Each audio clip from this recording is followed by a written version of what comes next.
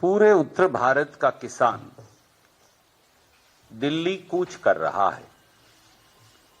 देश के किसान में त्राहिमाम मचा है। देश का किसान 378 दिन पहले दिल्ली के बॉर्डर पर बैठा रहा। आखिर में 3 काले कानून वापस लिए गए इस वादे के साथ कि एमएसपी की गारंटी का कानून लाया जाएगा। अब 2 साल और बीत गए। 298 दिन से एक बार फिर देश का किसान बॉर्डर पर बैठा है। किसान की मांग क्या है कि पैदल शांतिप्रिय तरीके से दिल्ली के हुक्मरानों से, मोदी सरकार से वो आकर अपनी मांग की गुहार लगा सकें, न्याय मांग सकें। अन्नदाता किसान, जिसे धरती का भगवान कहा जाता है, उस धरती के भगवान को अब डंडे, लाठी, अश्रु गैस, नश्तर, कीलें और कंक्रीट की दीवारें बनाकर रोका जा रहा है। जो मिजोरम से किया जा रहा है, मोदी सरकार वही अन्नदाता किसान से भी कर रही है। फिल्म देखने का समय है प्रधानमंत्री जी और पूरी कैबिनेट को, पर देश के किसान की बात सुनने का समय नहीं, जो 298 दिन से बॉर्डर पर यह गुहार लगा रहा है कि वो दिल्ली आकर झोली फैलाकर अपना अधिकार मांग सके और मोदी सरकार को अपना वादा याद दिला सके जो 2 वर्ष पहले किया था। 700 किसानों की शहादत और लाखों किसानों को अपना अपना घर उजाड़ने के बाद के एमएसपी की गारंटी का कानून बनाया जाए। दुर्भाग्य से आज मोदी सरकार ने 2 बड़ी बातें और संसद के पटल पर कही। जब देश के कृषि मंत्री से पूछा गया कि कृषि की, खेती की एमएसपी की गारंटी का कानून बनाएंगे या नहीं, तो वो सरेआम उसे टाल गए। जब यह पूछा गया कि किसान को कर्ज से राहत मिलेगी या नहीं, तो उससे भी वो इनकार कर गए। ये कहीं ना कहीं मोदी सरकार की मंशा को दर्शाता है। हमारी सीधे सीधे प्रधानमंत्री जी से मांग है, माननीय प्रधानमंत्री जी, क्या इन किसानों की शहादत के बाद, क्या पूरे देश के किसान के लुटने के बाद आप फिल्म के माध्यम से उन्हें राहत देंगे? देश के माननीय प्रधानमंत्री जी को बगैर किसी देरी के किसानों को वार्तालाप के लिए बुलाकर इसी संसद के सत्र में एमएसपी की गारंटी का कानून पारित किया जाना चाहिए। यह भारतीय राष्ट्रीय कांग्रेस की मांग है। किसानों पर लाठीचार्ज, किसानों के रास्ते में नश्तर और कीलें बिछाने की बजाय किसानों को दिल्ली आने दिया जाए और शांति प्रिय तरीके से उनके प्रतिनिधि मंडल से बात हो। और यह घोषणा बाकायदा प्रधानमंत्री जी किसानों से बात कर देश के सामने और संसद के समक्ष करें। ये कुछ करने के बाद, ये कुछ करने की बजाय ये सरकार केवल संसद में झूठ बोलती है और इनकी 5 झूठ आज पकड़ी गई खेती और खेत खलियान को लेकर। थोड़ी सी चर्चा मैं उसकी भी आपसे करना चाहूंगा।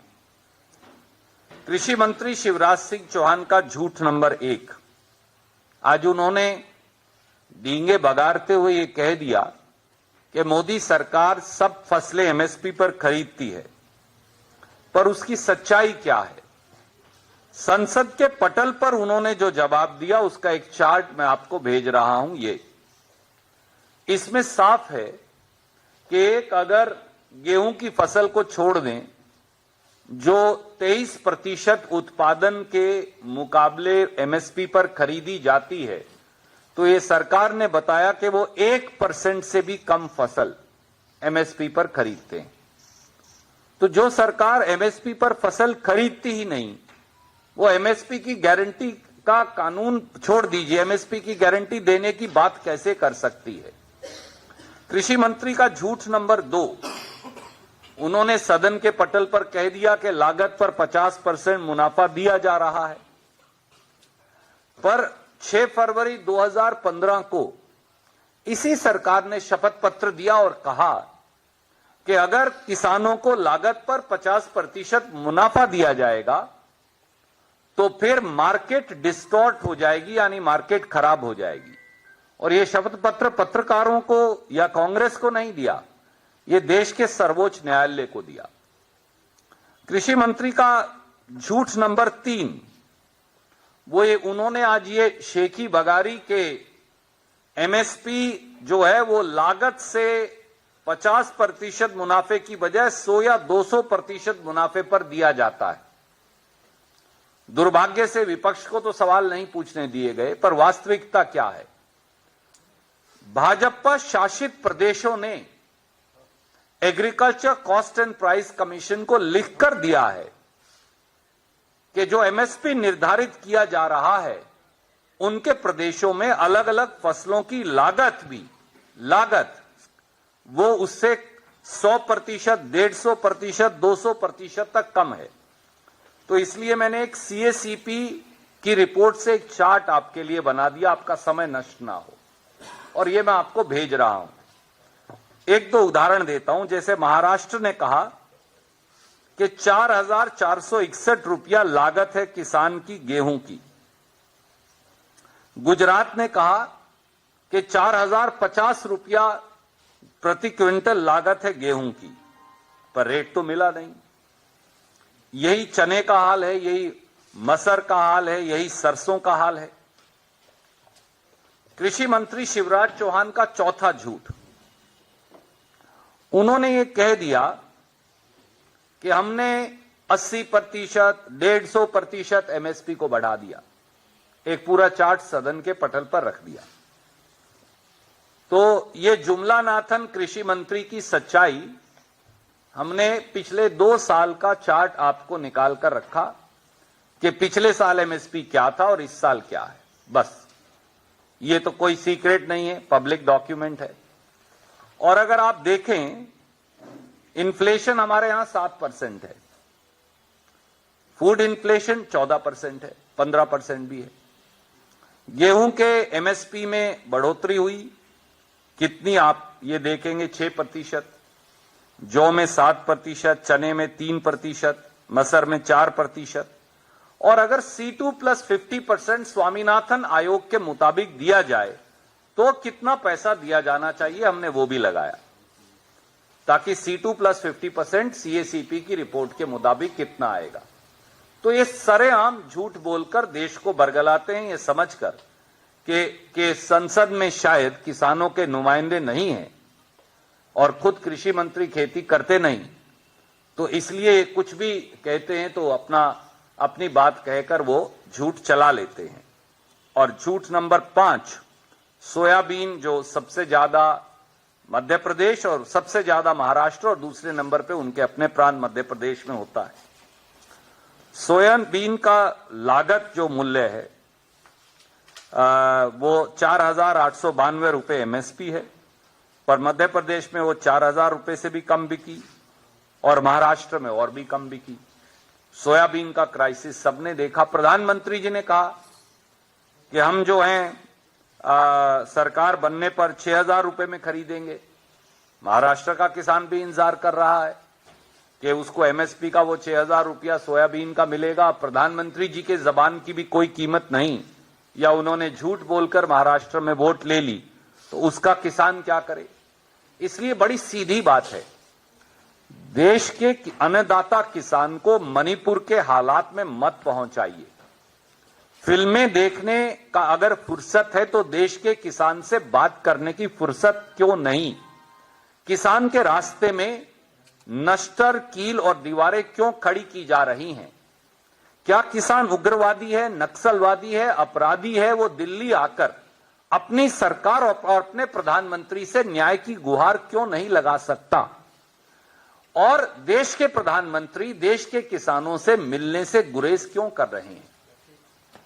और एमएसपी की गारंटी का कानून जैसा खुद मोदी सरकार ने 2 वर्ष पहले वादा किया था, वो उन्हें कब मिलेगा? इस संसद के सत्र में एमएसपी की गारंटी का कानून क्यों नहीं लाया जा सकता? और आखिरी किसान के कर्ज को लेकर है। अगर कॉर्पोरेट टैक्स 32% से 22% और 15% कम करके सालाना 3 लाख करोड़ कंपनियों को दिया जा सकता है टैक्स राहत, अगर 17 लाख करोड़ बैंक का पैसा बट्टे खाते में डाला जा सकता है, तो किसान का 2 या 3 लाख करोड़ का कर्ज क्यों माफ नहीं हो सकता? ये कुछ सवाल हैं जो बड़ी विनम्रता से हम सरकार के समक्ष रखना चाहते हैं, ये कहने के साथ साथ कि भारतीय राष्ट्रीय कांग्रेस किसानों के इस जायज मांगों और आंदोलन के साथ खड़ी है।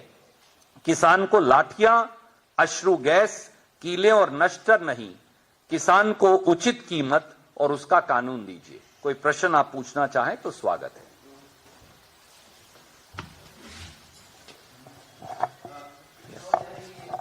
मंत्री अनिल विज वो कह रहे हैं कि अगर किसानों को दिल्ली ही जाना था तो वो पहले केंद्र सरकार से, राज्य सरकार से इजाजत लेते, उनके पास ऑफिशियल परमिशन होता, फिर कोई नहीं रोकता। क्योंकि इजाजत नहीं ली है और कानून व्यवस्था को संभालना राज्य की जिम्मेदारी है, इसलिए ये स्थिति उत्पन्न हुई। आदरणीय मित्र, वो तो अब गृह मंत्री नहीं रहे, हालांकि उन्हें भयम है कि वो हैं अभी भी, पर अब तो उनसे महकमा छीन लिया गया। पर सवाल ये है, मैं आपसे आपके समक्ष रखता हूं, तो क्या आप दिल्ली आने के लिए हिंदुस्तान के लोगों पर प्रतिबंध है? क्या हिंदुस्तान के सब लोग अब पाकिस्तानी और उग्रवादी हैं कि वो देश की राजधानी में नहीं आ सकते? क्या अब ये न्यू नॉर्मल है, न्यू इंडिया है, जिसमें देश के लोग देश की राजधानी नहीं आ सकते, देश के लोग देश के प्रधानमंत्री को ज्ञापन भी नहीं दे सकते, देश के लोग देश की सरकार से अपनी न्यायोचित मांग जो है वो नहीं रख सकते? आखिरी बार जब मैंने चेक किया तो दिल्ली में ना कर्फ्यू है, ना मार्शल लॉ है, और किसी व्यक्ति को भी देश की राजधानी में आना की इजाजत है। हां, कोई टैंक लेकर आए, बम बंदूक लेकर आए तो आप रोकेंगे, क्योंकि कानून व्यवस्था है। अगर 100 लोग आना चाहें पैदल चलकर तो उन पे क्या पाबंदी है? वो कौन सा कानून व्यवस्था का प्रश्न है? और जो 3 लेयर सिक्योरिटी अंबाला में हरियाणा की नायब सैनी सरकार ने किसानों को रोकने के लिए लगाई है, काश मोदी जी ये 3 लेयर सिक्योरिटी चाइना के बॉर्डर पे लगा देते तो हमारी 2000 स्क्वायर किलोमीटर जमीन पर चीन कब्जा ना करता। कहा है कि किसानों को हरियाणा तक में प्रवेश की अनुमति नहीं है। हरियाणा भी हिंदुस्तान का हिस्सा है। आखिरी बार जब मैंने चेक किया तो हरियाणा भी पाकिस्तान नहीं है, तो इसलिए क्यों नहीं है? मेरा यह कहना है, इस देश में किसी नागरिक को भी कहीं ना जाने की अनुमति क्यों नहीं है? कौन सा वो कानून है जो ये कहता है कि नागरिक अपने प्रदेश या पड़ोसी प्रदेश से होते हुए देश की राजधानी तक न्याय मांगने नहीं आ सकते? हां, वो कोई हिंसा करने आए, वो उग्रवादी हों, वो नक्सलवादी हों, वो अपराधी हों, आप रोक लीजिए, उन्हें जेल में डालिए। पर किसान न्याय मांगने क्यों नहीं आ सकता? वो कहें हम 10 लाख आदमी लाएंगे, आप कह सकते हैं भैया 10 लाख आदमी दिल्ली में नहीं आ सकता, पर वो तो कह रहे हैं हम तो 100 आदमी आना चाहते हैं। दिल्ली में तो हर रोज 1 करोड़ आदमी की एंट्री और एग्जिट है, तो वो किसान क्यों नहीं आ सकते? इतना ही मेरा। सर, क्योंकि विंटर सेशन चल रहा है, आप लोगों ने अभी रेस किया क्वेश्चन कि इस सेशन में ही जो है वादे किए गए थे उसको पूरा करना चाहिए। क्या कांग्रेस पार्टी सोमवार को जब सेशन की शुरुआत होगी तो इस मुद्दे को सदन में उठाएगी? और क्या अभी तक आप लोग अडानी के मुद्दे पे प्रदर्शन कर रहे हैं, क्या किसानों के एमएसपी को लेकर जो वो मांग कर रहे हैं उसको लेकर आप लोग प्रोटेस्ट करेंगे? 2 दिन पहले भी श्रीमती सोनिया गांधी जी के नेतृत्व में किसानों के इसी मुद्दे पर राज्यसभा से कांग्रेस पार्टी और सभी मित्र दलों ने बहिर्गमन किया था और हमने बाकायदा एडजर्नमेंट मोशन दिया था। हम एक बार नहीं अनेकों बार इस पर स्थगन प्रस्ताव कर चुके हैं और हम इस आवाज को, अडानी का मुद्दा भ्रष्टाचार का मुद्दा है, वो महत्वपूर्ण है और रहेगा, और कांग्रेस उसे लगातार उठाएगी राहुल जी और खड़गे जी के नेतृत्व में। पर किसान के साथ जो दुर्व्यवहार हो रहा है, किसान को जो अपराधी की तरह उसके साथ व्यवहार हो रहा है, कील नश्तर और दीवारें खड़ी की जा रही हैं ताकि आम नागरिक को भी यह सुविधा हो। 100 किसानों के लिए 3 लेयर सिक्योरिटी की क्या जरूरत है? आप चेक करो भैया, तुम्हारे पास कोई हथियार तो नहीं है, आप उसे मत जाने दो। कोई हथियार है नाजायज तो अंदर बंद कर दो। पर 100 किसान पैदल चलकर दिल्ली तक क्यों नहीं आ सकते? इस बात का जवाब प्रधानमंत्री जी को देना चाहिए। और कांग्रेस ये मुद्दा सोमवार से फिर उठाएगी दोबारा। अडानी भी उठाएंगे और किसान के साथ जो दुर्व्यवहार और एमएसपी का कानून नहीं बन रहा इसको भी उठाएंगे। सर, कई ऐसा घटनाक्रम रहा है जहां राहुल गांधी खुद मिलने पहुंचते हैं। आपने 298 डेज का जिक्र किया। क्या आपको लगता है अगर किसान पिछली बार की तरह इस बार भी दिल्ली नहीं आ पाते हैं तो राहुल गांधी को खुद वहां जाकर मिलना चाहिए किसानों से? कांग्रेस का प्रतिनिधि मंडल और कांग्रेस के नेता वहां गए हैं किसानों से मिलने, और हम इसका राजनीतिकरण नहीं करना चाहते। अन्याय जहां होगा राहुल जी जाएंगे, अन्याय जहां होगा खड़गे जी जाएंगे, अन्याय जहां होगा कांग्रेस के साथी जाएंगे, चाहे वो हमारा घोर विरोधी भी हो। और पहले भी आपने देखा, हमने जब किसान यहां 378 दिन बैठा रहा, कांग्रेस के लोग 1 या 2 बार गए, क्योंकि हमने कहा कि यह मुद्दा राजनीति या बीजेपी या बनाम कांग्रेस का नहीं है। ये देश की फूड सिक्योरिटी का, खाद्य सुरक्षा का मामला है, किसान की स्वायत्तता का मामला है। गर्मियों की छुट्टी होने वाली थी, मेरे पापा आने वाले थे, तो हम लोग सभी खुश थे। तो मैं एक बेड पे चढ़ के डांस कर रहा था, लेकिन वो पहले ही आ गए। फ्रीज। तो मैं उस समय तो कंटिन्यू नहीं कर सकता था ना, तो फ्रीज फ्रेम टाइप का हो गया। कसम पैदा कर